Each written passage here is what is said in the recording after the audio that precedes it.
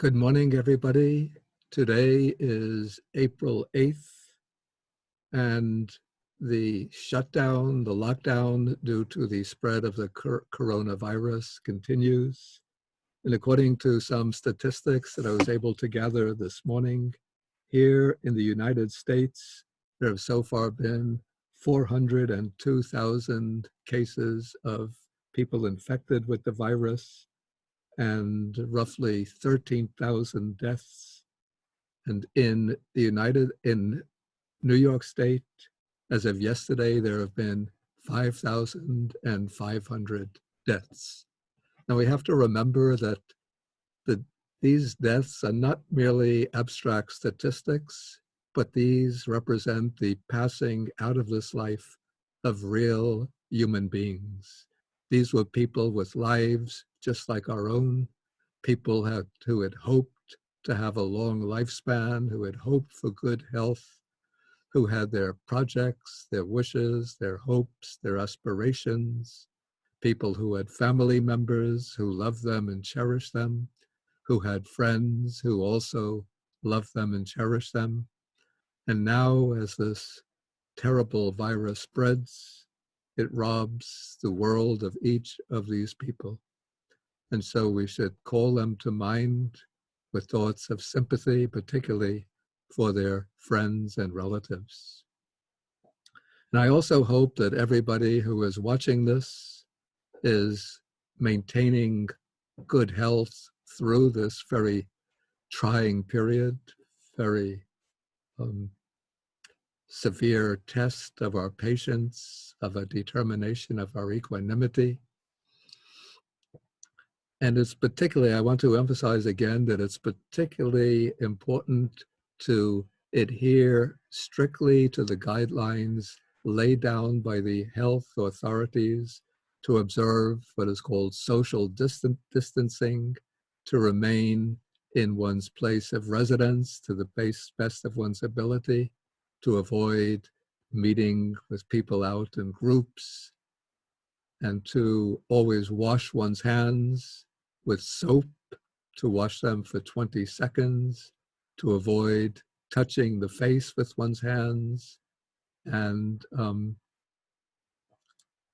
to try to remain fixed within one's place of residence to the best of one's ability. Today, I want to speak about two particular problems that arise as we are observing the lockdown, as we are observing these stay-at-home orders. One of the problems arises when we're staying at home in a place in which there are several other people, our family members or friends or roommates. The other problem is a problem that arises when we are observing the lockdown or stay at home alone. So each of these conditions has its own set of problems. And I want to see what we can find within the Buddha's teachings and Buddha's practice that can help us deal with each of these challenges. First comes the challenge of staying in a fixed residence with other people, family members, roommates, friends. And what happens under these conditions is when one is living in close association with others, in close quarters with others, rubbing elbows with others throughout the day, without any chance to break out and to go off on one's own, it tends to give rise to feelings of tension, hostility, irritation, annoyance, and this could lead to unpleasant incidents, outbreaks of violent speech, abusive and aggressive speech, or sometimes, in some cases, even to physical violence. So how can we avoid letting the cramped conditions that we're observing grate on nerves and become a condition for the arising of disagreeable behavior? Okay, there are several measures that we might draw upon. First, certain practices that we could undertake.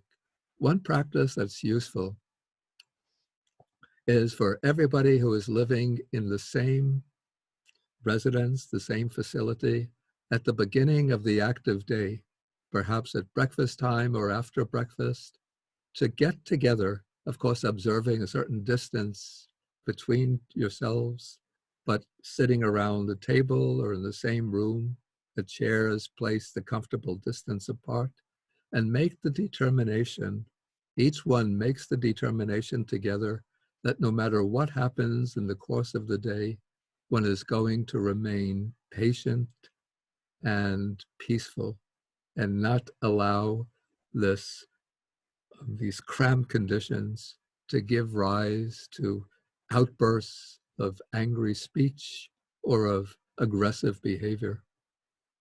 So when one makes that determination, everybody making the pledge to follow those guidelines, it acts on a curb on one's behavior.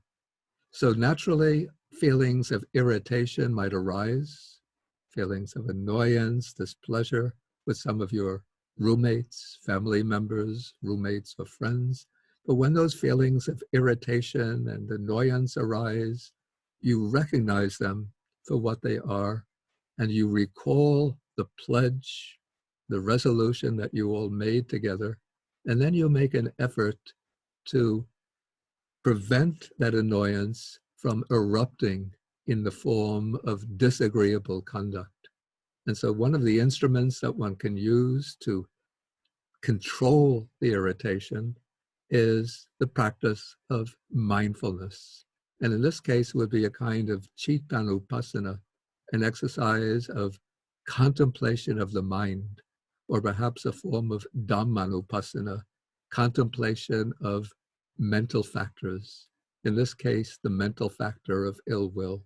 So rather than letting that irritation and annoyance govern the mind and control one's behavior and express itself in one's behavior, one notes the state of mind, irritation, annoyance, ill will, and then one can either observe that state of mind, or one makes until it fades away and disappears, or one can make an active effort to suppress it.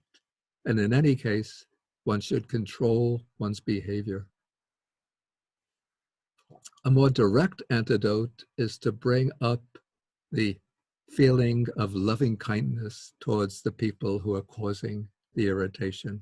So instead of letting the angry, resentful thoughts continue to run through the mind, as that irritation arises, you bring forth the thought that we are all living under the same conditions.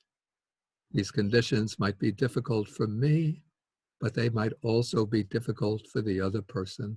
And we are all observing these regulations, this stay-at-home practice, in order to protect ourselves from contracting the disease caused by the virus. And so you could think that we are all vulnerable to this illness. And in this way, one generates a feeling of loving kindness towards everybody in one's household, generating the wish, may they all be well, may they all be happy, may they all be safe, may they all be healthy.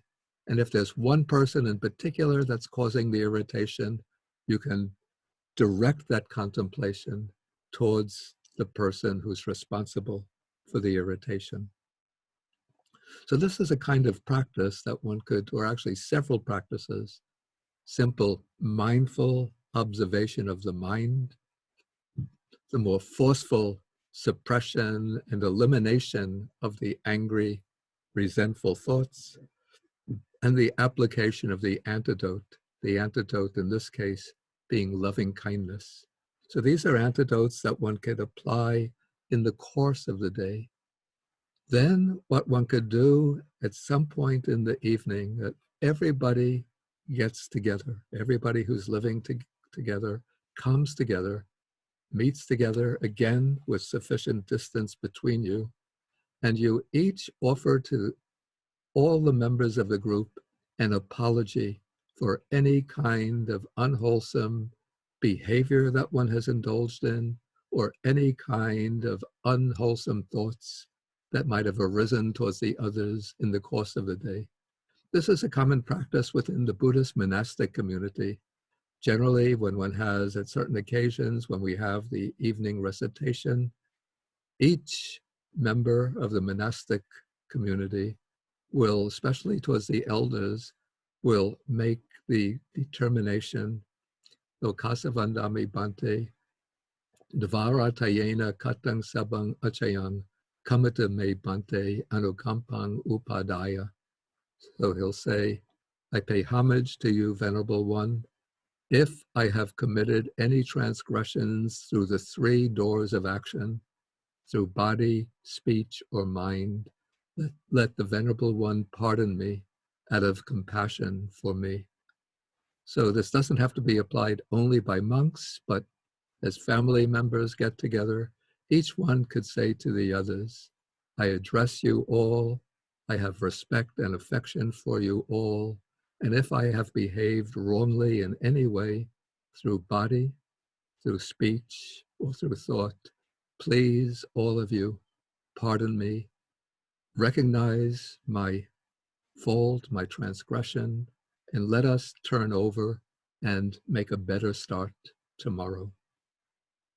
So these are some of techniques that one could use when living together with others under confined conditions that tend to give rise to irritation, annoyance, friction that might explode in aggressive speech or bodily behavior. The other type of condition under which people might be living, which causes problems, and that is living alone. This is for people who don't have family members, don't have friends living with them, but they're living in an apartment, a room, by themselves, and don't have the opportunity to socialize with others. And they might feel the oppression of loneliness, isolation, alienation, and this can cause dejection, irritation. They might turn it inward upon themselves and start indulging in thoughts of self-depreciation. And this could even lead to deep depression, feeling of being completely isolated from others. So how do we deal with a condition like this? Again, there are several tools that the Buddha Dharma gives us. Well, first, even before turning to the Buddha Dharma, there's a very practical, ordinary way in which we can break out of that cage of isolation and loneliness. Living in this modern time, we have access to electronic means of communication. We can use the telephone to call our friends or family members, speak to them, ask how they are, express our good wishes for them. And particularly, there might be people that, like family members, friends that we haven't communicated with for a long time. But now when we're all living under these very demanding conditions, this might be the time to contact them again and to renew old acquaintances and to express your concern for your family members, for your friends, even some colleagues or acquaintances. And through the means of the telephone, Skype, Zoom, or other means of communication, you can establish contact with them, communicate with them. And because we're all living under very challenging conditions, this provides the opportunity for establishing deeper relationships. Whereas when we're living under normal conditions, our contacts, our relationships might be rather superficial and not really touching the very depths of our being. But when we are all really staring in the face of a debilitating illness, even an illness which can turn lethal and take lives, this becomes the chance for us to establish much deeper, much more personal, more intimate relationships with our family members and friends. And so even though we might be living physically alone, but through telephone, Skype, Zoom, or other means, we can break out of our loneliness and establish communications with others. But also now coming within the domain of the Buddha Dharma, we should see the conditions of confinement and stay-at-home orders under which we're living to be a precious opportunity, an opportunity to go deeper inside through the cultivation of the practices of the Buddha Dhamma, particularly the practice of bhavana meditation. The Buddha says that this is shortly before he passed away, he instructed his disciples, the monastic disciples, to dwell as islands unto themselves, refuges unto themselves, taking no other island, no other refuge. And what is that island? What is that refuge that Buddha asked his disciples to rely upon? It is the 4 foundations of mindfulness. So when we take up the practice of developing the 4 foundations of mindfulness, which means in effect the systematic, formal, methodical practice of meditation, then we see the chance to live in solitude, to be staying alone, to be as a kind of liberation from our obligations to others, and a chance to look more deeply inside, to dwell deep inside ourselves, and to experience a peace, a joy, a happiness that is only possible when dwelling inwardly in solitude. And even one can join, if one doesn't want to practice meditation exclusively by oneself, there are various opportunities over the internet to join meditation groups or Dhamma discussion groups, or to listen to Dhamma discourses. And so one could be practicing alone, but in communion with others, in association with others. And as one comes to dwell within through the practice of meditation, then one comes to enjoy the solitude, to cherish it. And this becomes a kind of ideal way of dwelling, to dwell fixed within the body, to dwell within one's own feelings, to dwell within one's mind, descending into deeper, more peaceful, more tranquil states of mind, and to come to know and to understand more clearly the contents, the workings, the operation of one's mind. And so in this way, one finds dwelling in solitude to be a precious opportunity to discover the peace, the joy of what is called the nekama sukha, the bliss of renunciation, the bliss of solitude. And while we dwell in solitude, through our practice, we could develop at a deep level communion with others through the practice, especially the development of metta and karuna, loving kindness and compassion. So through loving kindness, we spread our mind out over first our place of residence, the building in which we're living. In my case, the monastery where I'm living, could be your apartment building, your street, your neighborhood, extending to everyone the wish that they might be well, happy, and safe. And then you spread that mind of loving kindness further throughout the whole country, wishing all the people in the US be well, happy, and safe. And then extend it to the whole world, wishing that everyone in the world is well, happy, safe, and able to preserve good health. So that is the practice of loving kindness. And then when you think about the people who are fallen ill, who are suffering from the virus, who might be lying in the hospital bed, attended by nurses, having difficulty breathing, and you think about the relatives who are looking after them anxiously, Then you develop the mind of compassion, thinking of all the people afflicted with suffering, and generate the wish, may they all be free from suffering. And then one could bring to mind all of the people who are sacrificing their own time, even their own health, and even putting their own life on the line to serve others, to serve complete strangers. We think of the doctors, the nurses, the other hospital staff, the service workers in the different service industries who are working to keep the economy running. And we could generate towards them a mind of great appreciation. This would be a kind of mudita, altruistic joy, rejoicing in their dedication, their selfless service, their activities, even self-sacrificial activities, putting their health and well-being at risk to serve others. And we rejoice in their activities. In this way, we generate a very pure, wholesome mind of altruistic joy.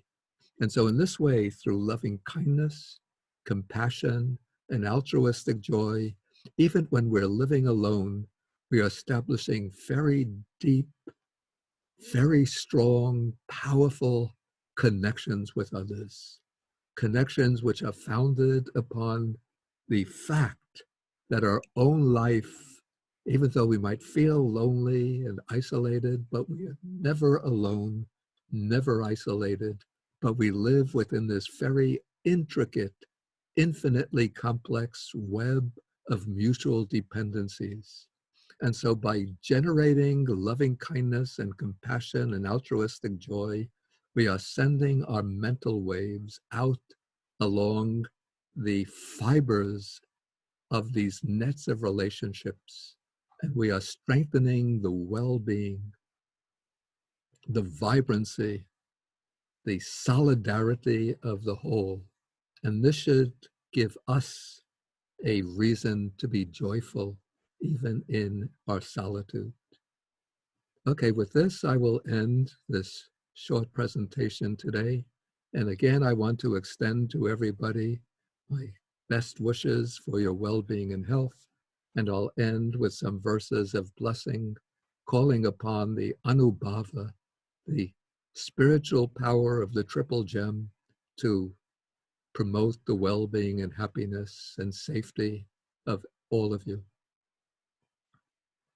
Sabityo vivajantu, sabarogo vinasatu, mate bhavatu antarayo, sukhi di gayuko bhava, bhavatu sabamangalang, rakantu sabadevata, sababudhanu bhavena, sadasoti bhavantu te. Bhavatu sabamangalang, rakantu sabadevata, sabadhamanubhavena, sadasoti bhavantu te. Bhavatu sabamangalang, rakantu sabadevata, sabasanganubhavena, sadasoti bhavantu te. By the spiritual power of the Buddha, Dharma, and Sangha, may the Devas protect you, and may you all be well and healthy, and may you all be safe.